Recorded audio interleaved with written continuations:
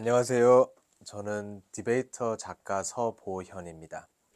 So the first thing I wanted to talk to you today about is bullies in the workplace, right? So there are bullies in every area of life, and debate has come up with some skills to be able to identify the different kinds of bullies and their signature moves and to counteract them.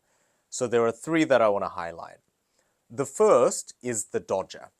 And this is the person who, instead of responding directly to what you have to say, changes the topic. So if you put forward a business plan or if you put forward a proposal for what your team should do, they might point out, aren't you the person who, on this different occasion, failed to meet your targets?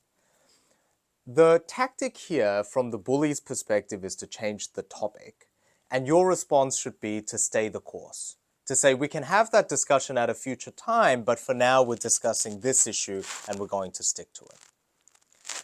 The second kind of bully is the twister. And this is the person who misrepresents your words or misrepresents your contribution.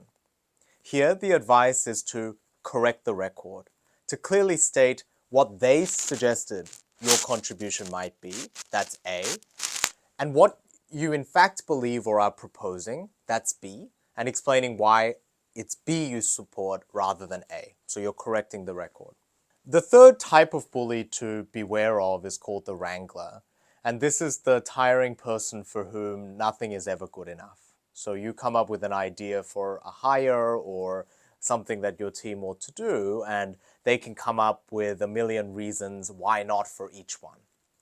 And the advice for dealing with this person is to turn around and say, well, what's your plan?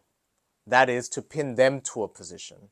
And that way it becomes a comparison between what you're proposing and what they're proposing, rather than you having to defend on your terrain only. So for the wrangler, pin them to a position.